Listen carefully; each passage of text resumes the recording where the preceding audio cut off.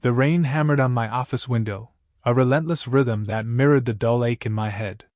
Smoke from a half-smoked Lucky Strike curled towards the grime-coated ceiling.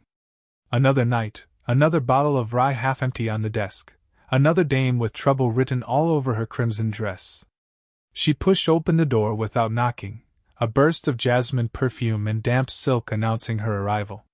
Legs that went on for miles, a scarlet mouth that could launch 1,000 ships, and eyes that could crack a man's resolve faster than a bootleg gin. Veronica Lake, trouble with a capital T, and a name that whispered of silver screens and scandals. Mr. Stone? Her voice was husky, a low purr that sent shivers down my spine. Veronica Lake. I hear you're the man to see when shadows swallow the good guys whole. I took a swig of my whiskey, eyeing her over the rim of the glass. Jack Stone. And I wouldn't say I'm the hero type, sweetheart. More like the janitor who cleans up the mess after the party's over. Her emerald eyes searched mine, looking for the truth in the whiskey-soaked fog. My brother, Johnny Fingers Lake. He's gone missing. The cops aren't interested. They say he's probably playing poker with the fishes. I leaned back in my chair, feeling the spring's protest under my weight. And what makes you think I can do better? Because, Mr. Stone, she said, her voice dropping to a whisper, I know things. Important things. Her words dangled in the air, ripe with the scent of a juicy secret. I knew I should walk away, but something about her desperation was a siren's call to my soul. All right, Ms. Lake. Let's cut to the chase. What's your story? Veronica took a seat, crossing her legs and revealing a glimpse of garter. She began to spin a yarn that had more twists than a pretzel vendor's cart. Johnny had been playing piano at a dive bar, the kind where the jazz was hot and the company hotter. But he had a side hustle, one that had caught the eye of Fat Tony, the city's crime lord with a waistline wider than my bank account. Johnny had a knack for lifting wallets, quicker than a card shark deals a deck. But he'd stumbled onto something bigger, something that had made him disappear like a magician's rabbit. Veronica had her suspicions about what it could be, something to do with a gem called the Heart of Midnight. It was said to be cursed, a diamond that could make a man richer than a sultan, or leave him lying in a gutter with a bullet in his back. My stomach twisted. This was a case that had bad news written all over it. But the smell of a good story and a better paycheck was too much to resist. I took the case, knowing that I'd probably be walking into a storm with a paper parasol. The first stop was the bar where Johnny had played his last tune. The name was The Blue Note, but the only thing blue about it was the patrons' mood when they lost their dough. The bartender, a man with a nose like a bulldog and a smile to match, told me Johnny had talked about the Heart of Midnight. It was a rumor that had been floating around like a bad penny. As I ventured into the city's underbelly, the rain didn't let up. It was a relentless symphony that played in the background, setting the mood for the dark dance I was about to step into. The streets were slick with rain and greed, the kind of place where a man could lose his soul without even noticing. I had to tread carefully. Fat Tony didn't take kindly to anyone poking their nose in his business, and his goons had the manners of a pack of hyenas. But I had a job to do, and a promise to keep. And if I had to go through hell to find Johnny, I'd do it with a smile and a snub-nose .38. The night grew deeper, the shadows grew longer, and the secrets grew thicker. Every alley was a potential trap, every shadow a potential enemy. But I had to keep moving, had to keep digging. Because in this town, if you didn't keep ahead of the game, you ended up a footnote in a police blotter. The clues led me to a warehouse down by the docks. It was a place where the only thing that smelled worse than the fish was the stench of corruption. The kind of joint where men whispered and deals were made with a handshake and a look that could kill.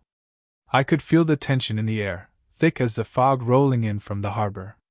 The door was unlocked, an invitation I wasn't keen on accepting. But the whiskey in my blood told me that I had to go in, had to find the truth. So, with a deep breath and a silent prayer, I stepped into the lion's den. Inside, the warehouse was a maze of crates and shadows. The air was cold and damp, the floor sticky under my shoes. The smell of rotting fish and diesel mixed with the faint scent of fear. I knew I wasn't alone. The whispers grew louder, the shadows more animate. I pulled my .38 from its holster, feeling the comforting weight of cold steel in my hand. A figure emerged from the gloom, and my heart skipped a beat. It was Johnny, his eyes wide with terror, his hands tied behind his back. Before I could speak, a heavy hand landed on my shoulder. I turned to find myself staring into the face of Bruno Bruiser, Fat Tony's personal bouncer. His grin was as wide as the Mississippi, and just as welcoming. "Looking for something, Stone?" His voice was a gravelly rumble that echoed through the vast space. I kept my cool, playing the tough guy. "Just a man and his music, Bruiser. Nothing that concerns you." He squeezed my shoulder, his grip like a vice. "This ain't about music, and you know it. You've been poking around where you don't belong." I thought. This was it. The moment of truth. Veronica had painted a picture of innocence, but the brushstrokes were starting to look more like a warning. Bruno shoved me into a nearby office, the door slammed shut. The room was lit by a single bare bulb, casting harsh shadows on the walls. There, sitting behind a desk, was Fat Tony himself. He didn't look up from his paperwork, just waved a hand in my direction. "You're late for the party, detective." I could feel the sweat bead on my forehead, but I kept my voice steady. "Just passing through, Tony. Didn't know it was BYOB. He chuckled, a sound that was more threatening than any gunshot. "Johnny's been a naughty boy, playing with things he doesn't understand." He paused, his eyes finally meeting mine. "You find the heart, you give it to me, and I might let him live." The silence was heavy, as if the air had been soaked in the whiskey fumes from 1,000 lost souls. "And Veronica?"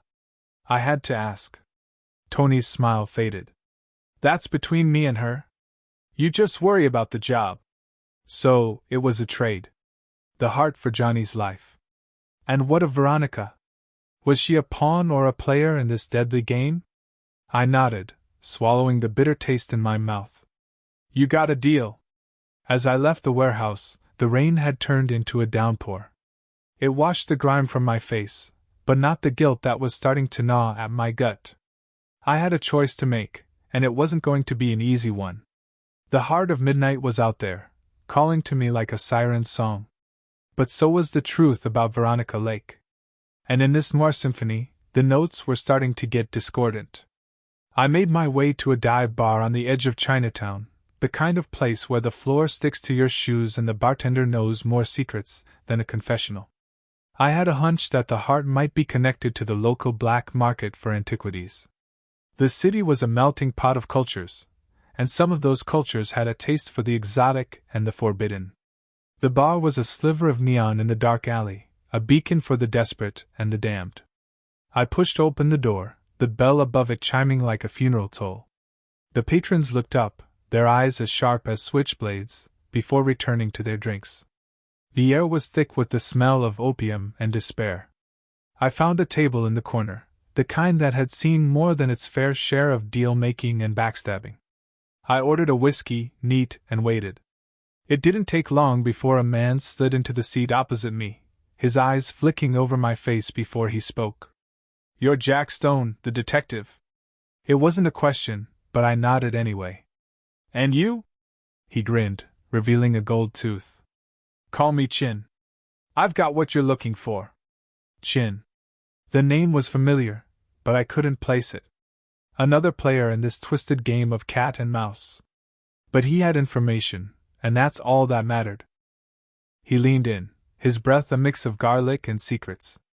"The heart of midnight, it's in a place called the Dragon's Denver. But you don't just walk in and ask for it. You gotta know the password." "And what's that?" I asked, my hand on my gun, ready for a double cross. "A name. One that'll make them think twice before letting you in." "What name?" "Veronica Lake," he whispered, his eyes gleaming. "But you didn't hear it from me." The plot thickens like a bowl of blood soup. Veronica had more layers than an onion, and I was starting to feel like the knife. What was her angle in all of this? The Dragon's Den was a speakeasy tucked away in the bowels of the city. The password got me in, and the look on the bouncer's face told me I was on the right track. Inside, the air was thick with smoke and the sound of clinking glasses. The clientele was a mix of high society and low life, all looking to buy or sell a piece of the dark heart of the city. I scanned the room, looking for any sign of the heart. But all I saw were greedy eyes and hushed conversations. Then I caught a glimpse of red, a crimson flash in the corner. Veronica, dressed to kill, was in deep conversation with a man who could only be described as a snake in a bespoke suit. This was it. The moment of truth. Was she the damsel or the viper? I approached, my hand resting on my gun. The snake looked up, his eyes cold as a grave. Mr. Stone. I've been expecting you. Veronica's eyes widened, a mix of surprise and something else. Fear, perhaps? Where is it? I demanded. The snake's smile grew colder. You're in over your head, detective. But I'll tell you this much. The heart isn't just a rock. It's power, and power always comes with a price. The game was afoot, and the stakes were higher than I'd ever imagined. But I had to play it through to the end. For Johnny. For Veronica. And maybe, just maybe, for myself. Veronica looked at me with a plea in her eyes, but I couldn't tell if it was genuine or just another act in her Oscar-worthy repertoire. The snake man's smile didn't falter as he spoke. The heart of midnight is more than just a diamond, Stone. It's a key to power that could make a man untouchable. And Fat Tony wants it more than you can fathom. But why? I said, my voice cutting through the jazz music that filled the room like a knife through butter. Why does a man want power? He replied, his voice a sneer. It's the only thing that's ever mattered in this city of shadows. Before I could press him further, the doors to the speakeasy burst open. The sound of rain and gunfire filled the air. It was Fat Tony's goons, looking for trouble, and they'd found it. The room erupted into chaos as bullets flew and bodies hit the floor. Veronica and the snake disappeared into the melee, leaving me to face the music. I ducked behind the bar, firing off shots as I went. The bottles exploded like a string of Chinese New Year firecrackers. The mirror behind the bar shattered into 1,000 glittering shards. The thugs kept coming, their faces twisted with rage and greed. I knew that if I didn't find the heart, Johnny would pay the price. This was it. The moment where a man finds out if he's got what it takes to survive in a world that wants him dead. I pushed through the chaos, my eyes searching for the heart amidst the flying bullets and screams. And there it was, glinting in the light of a flickering candle, nestled in a velvet-lined box on a shelf above the bar. I grabbed it, feeling the weight of the world on my shoulders. The room had gone quiet, the only sound the patter of rain on the roof. The goons had retreated, their mission failed. I looked down at the heart of midnight, its dark allure beckoning me. But I knew that to keep it would be to become the very monster I'd sworn to fight. With the diamond in hand, I had to decide. Did I trade it for Johnny's life, or did I play a hand that could bring down the house of cards that was Fat Tony's empire? The whiskey in my belly told me to play it safe, but the shred of decency that still clung to me like a drowning man to a life preserver said otherwise. Sometimes, the only way out of the darkness is to shine a light on the shadows. I made my way through the back alley, the heart of midnight a heavy burden in my pocket. The rain had stopped, but the night was still as dark as my soul. I had to find a way to use this to free Johnny without becoming the monster I'd sworn to fight. The air was thick with the promise of betrayal and blood, but I had a plan. A plan that would either set us all free or bury us deeper in the muck. As I stepped into the shadows, the neon lights of the city flickered like the hope that still burned in my chest. I knew I couldn't trust anyone, not even the woman who had brought me into this mess. But I had to try. For Johnny. For the chance at redemption. For the city that had chewed me up and spat me out, but was still my home. I had to play the hand I'd been dealt, even if it was the joker in a deck of knaves. And maybe, just maybe, I'd find a way to come out ahead. The heart of midnight was a grenade with the pin already pulled. I had to be careful who I handed it to.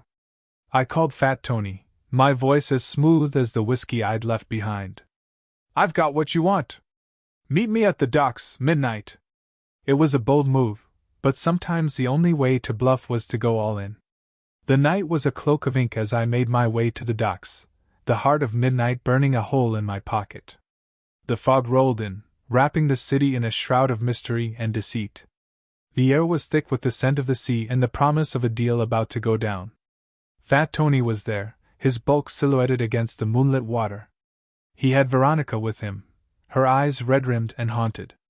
"Let's make this quick, Stone," he rumbled.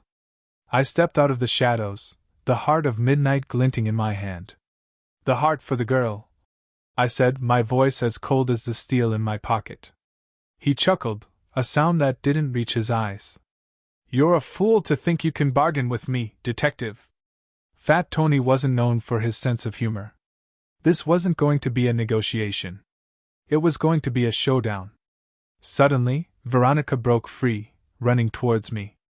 I caught her, the heart of midnight slipping from my grasp and rolling towards the water's edge. Fat Tony roared with rage, reaching for his gun. But I was quicker. The night echoed with the sound of a single shot, and the big man crumpled to the ground. The world seemed to freeze, the only sound the lapping of the waves against the dock. Veronica looked up at me, tears mixing with the rain on her cheeks. "Why?" she whispered. "Because you're worth more than a cursed rock," I said, my voice hoarse with emotion. Had I just made the biggest mistake of my life, or had I saved us both? The heart of midnight lay forgotten, a dark glint in the moonlight. Veronica took a step back, her eyes searching mine. "What now?" she asked. "No," I said, my hand still shaking from the adrenaline. "We get out of here." We disappeared into the night, leaving the heart of midnight behind, a symbol of the power we'd refused to claim. The city was still an war playground, but for now, the game had changed. We were free, but not unscathed. The scars of our pasts would always be with us, a reminder of the price of freedom in a town that never forgot. As we drove into the night, the city's lights fading in the rearview, I couldn't help but wonder if we'd ever truly escape the shadows. The windshield wipers sliced through the rain, a metronome to the rhythm of our unspoken thoughts. Veronica's hand found mine, her touch sending a jolt through me that was more potent than any whiskey. We had a chance, a glimmer of hope in the dark. And as we left the heart of midnight behind, I knew that the real treasure was the trust we'd forged in the fire of deceit. The rain had stopped by the time we reached my office, the dawn breaking like a promise over the city skyline. Veronica looked at me, her eyes filled with questions I wasn't ready to answer. "What happens now?" "No," I said, my voice gruff with emotion. "We start over. Maybe we could find some peace in the quiet after the storm. Maybe the music of a new day could drown out the whispers of the night." The case of the heart of midnight was closed, but the story of Jack Stone and Veronica Lake was just beginning. The city had thrown us together, two lost souls in a town that chewed up and spat out the weak. But together we had a chance. A chance to write our own ending in a world that didn't care about happy ever-afters. The sun was rising, painting the sky with shades of pink and orange that seemed to mock the darkness we'd just left behind. I opened the door to my office, the smell of stale smoke and dust hitting me like a left hook. Veronica looked around, her eyes taking in the mess, the whiskey bottles, the blood-stained carpet. "This is your life, Jack?" she said, her voice barely above a whisper. I nodded, too tired to argue. "It's a living." Veronica took a deep breath and stepped inside, her red dress a stark contrast to the dullness of the room. She looked at me with a mix of pity and determination. "Let's clean this place up." Maybe she was for real. Maybe she saw something in me that wasn't just a ticket to the top. We worked in silence, the only sound the rustle of newspaper and the clinking of glass. As the sun rose higher, the room started to look less like a crime scene and more like a place a man could live. Veronica had a way of making the most mundane tasks feel like a dance, her hips swaying to a rhythm only she heard. When we were done, she turned to me, her hands on her hips. "Now what?" "No," I said, handing her a freshly uncovered chair. "We figure out what we're going to do about Johnny." Her smile was sad, but hopeful. "You really care about him, don't you? He's just a kid with a bad hand." Everyone deserves a chance to fold and walk away. The truth was, I cared about her too. But I wasn't ready to admit that yet. The phone on my desk rang, the sound jolting through the quiet like a gunshot. It was the kind of call that could change everything. Or end it all. "Stone!" I barked into the receiver. A raspy voice responded, one I'd hoped never to hear again. "You've got something of mine, detective." And I want it back. It was the snake from the dragon's den, the man who had the answers I needed. "You're in luck," I said, my voice as smooth as the whiskey I hadn't had in hours. "I've got something of yours too." The line went dead, but the connection was made. The game was still on, and the stakes had just gotten higher. I looked at Veronica, her eyes wide with fear and hope. We were in this together, for better or worse. And if the snake thought he could slither away without facing the music, he had another thing coming. We had to move fast. The snake wouldn't wait long, and the city had a way of swallowing people whole. I grabbed my coat, the leather feeling as comforting as an old friend.